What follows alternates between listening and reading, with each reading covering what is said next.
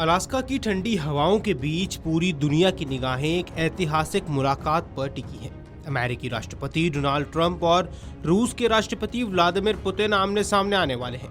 ये कोई साधारण बैठक नहीं बल्कि वह क्षण है जिससे कई लोग रूस यूक्रेन युद्ध के भविष्य की दिशा तय करने वाला मोड़ भी मान रहे हैं। करीब 44 महीने से जारी इस खूनी संघर्ष में लाखों लोग पहले ही अपनी जान गंवा चुके हैं। शहर उजड़ चुका है और दुनिया बार बार शांति की उम्मीद और निराशा के बीच झूल रही है।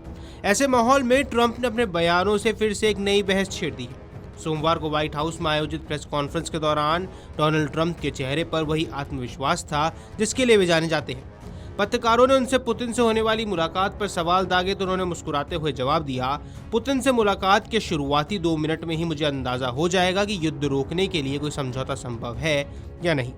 उनका लहजा न केवल आत्मविश्वासी था बल्कि ये भी साफ था कि वे खुद को इस जटिल समीकरण का सबसे अहम खिलाड़ी मानते हैं। ये बैठक शुक्रवार को अलास्का में होने वाली है और ट्रंप ने इसे स्थिति भांपने वाली बैठक करार दिया है। इस बैठक को अब एक ऐसी बातचीत के तौर पर देखा जा रहा है जिसका नतीजा या तो एक नई उम्मीद देगा या फिर गहरी निराशा। उन्होंने कहा कि वे पुतिन से लड़ाई जारी रखने के लिए भी कह सकते हैं, लेकिन साथ ही ये संभावना भी है कि उन्हें समझौते की ओर लेकर जाए।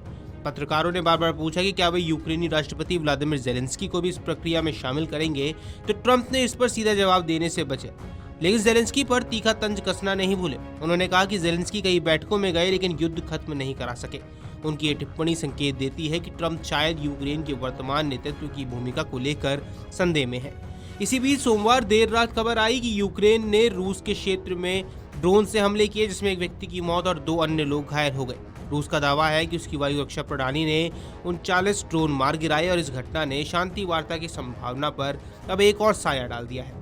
ट्रंप ने प्रेस कॉन्फ्रेंस में ये भी कहा कि पुतिन से बैठक के बाद अगली मुलाकात ज़ेलेंस्की और पुतिन के बीच हो सकती है जिसमें वे खुद भी मौजूद रहेंगे।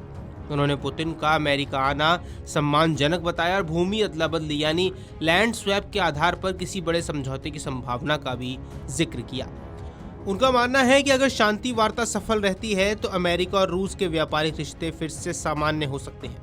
उधर जर्मनी ने यूरोपीय नेताओं और ज़ेलेंस्की के बीच बुधवार को एक वर्चुअल बैठक बुलाने का ऐलान किया जिसमें नाटो महासचिव के साथ ट्रंप के शामिल होने की भी संभावना है। जर्मनी का उद्देश्य है रूस पर दबाव बढ़ाना और भविष्य की शांति वार्ताओं की तैयारी करना। जर्मन सरकार का रुख साफ है, सीमाएं बलपूर्वक नहीं बदली जा सकती और यूक्रेन को अपना फैसला खुद करना चाहिए।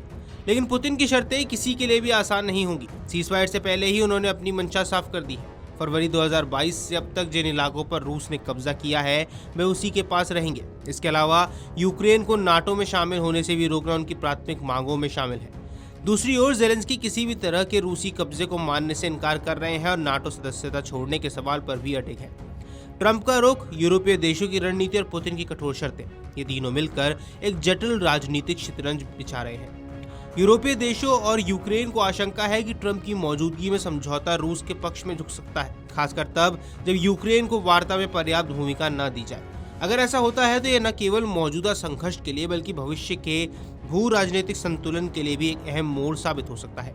अलास्का की बर्फीली जमीन पर होने वाली ये बैठक शायद सिर्फ 2 नेताओं की मुलाकात नहीं बल्कि एक ऐसे युद्ध की दिशा तय करने वाला क्षण होगा जिसने पूरी दुनिया की सांसें थाम रखी है। सवाल यही है कि क्या ये बर्फ पिघलेगी या फिर जमी रहेगी, क्योंकि बैठक से ठीक पहले अमेरिकी राष्ट्रपति डोनाल्ड ट्रंप का सीज फायर को लेकर दिया गया ये बयान कि पुतिन से मुलाकात के शुरुआती 2 मिनट में ही मुझे अंदाजा हो जाएगा कि युद्ध रोकने के लिए कोई समझौता संभव है या नहीं।